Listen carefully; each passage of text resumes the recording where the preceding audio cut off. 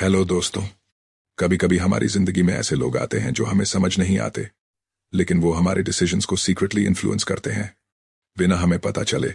वे हमारे thoughts, emotions और actions को कंट्रोल करते रहते हैं। Welcome to the world of dark psychology, एक ऐसी अदृश्य दुनिया जहां माइंड ही अल्टीमेट बैटलफील्ड है।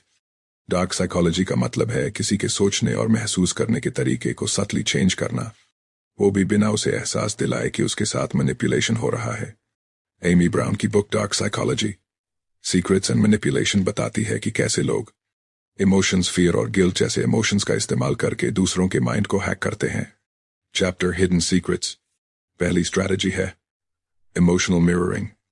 जब मैनिपुलेटर आपके टोन, बॉडी लैंग्वेज और जेस्चर्स को कॉपी करता है ताकि सबकॉन्शियस लेवल पर ट्रस्ट बने।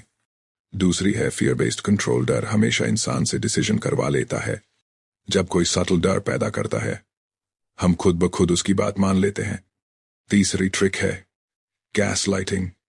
जब कोई आपको कन्विंस कर दे कि आपकी यादें, सोच या परसेप्शन गलत हैं, आप खुद पर डाउट करने लगते हैं और यहीं से कंट्रोल शुरू होता है। मैनिपुलेटर्स एक और टैक्टिक यूज करते हैं, आइसोलेशन टेक्निक। धीरे धीरे वे आपको बाकी दुनिया से दूर कर देते हैं ताकि आप पूरी तरह उन पर निर्भर हो जाएं।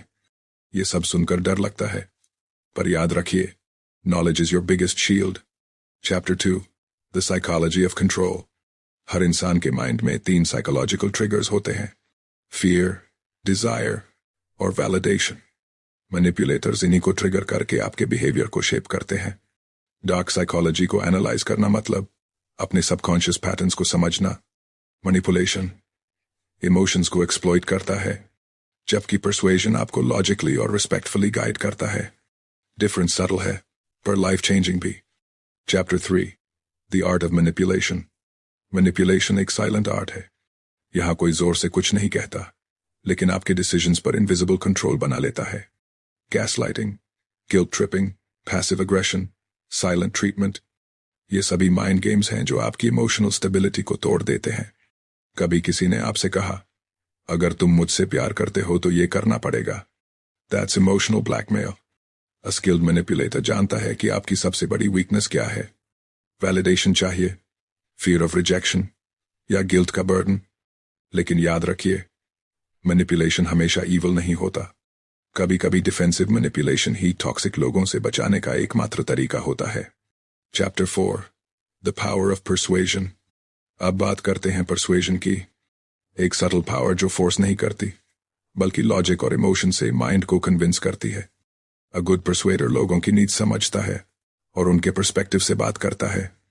एडवर्टाइजिंग, पॉलिटिक्स, लीडरशिप, सब में परसुएजन यूज होता है। परफ्यूम एड सिर्फ खुशबू नहीं, बेचते हुए बेचते हैं confidence and attraction. Car ad सिर्फ फीचर्स नहीं दिखाते, वे बेचते हैं पावर और फ्रीडम। परसुएजन सीखी जा सकती है, बस एम्पैथी और साइकोलॉजी को समझना जरूरी है। Chapter 5 protect yourself. अब सवाल है कैसे बचें। First step self awareness. अगर आप अपनी इमोशंस और इनसिक्योरिटीज जानते हैं तो कोई भी आपको कंट्रोल नहीं कर पाएगा। Second, emotional boundaries. हर बार दूसरों की प्रॉब्लम आपकी नहीं होती। नो कहने में गिल्ट फील मत कीजिए। Third, critical thinking.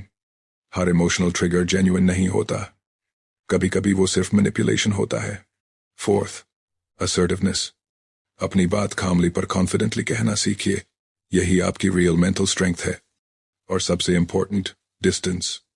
टॉक्सिक लोगों से इमोशनल डिस्टेंस ही सबसे पावरफुल डिफेंस है। डार्क साइकोलॉजी उन्हीं पर असर करती है जो अपने माइंड की पावर नहीं समझते। जब आप इन पैटर्न्स को पहचान लेते हैं, आप मेंटली अनब्रेकेबल बन जाते हैं। तो दोस्तों, क्या आपने कभी महसूस किया है कि कोई आपका माइंड सीक्रेटली कंट्रोल कर रहा था? कमेंट में बताइए। और अगर ये वीडियो पसंद आया हो तो लाइक कीजिए, शेयर कीजिए और सब्सक्राइब जरूर करें। नेक्स्ट टाइम हम फिर मिलेंगे एक और फैसिनेटिंग साइकोलॉजिकल सीक्रेट के साथ। Till then, stay aware, stay strong और स्टे अनमैनिपुलेटेड।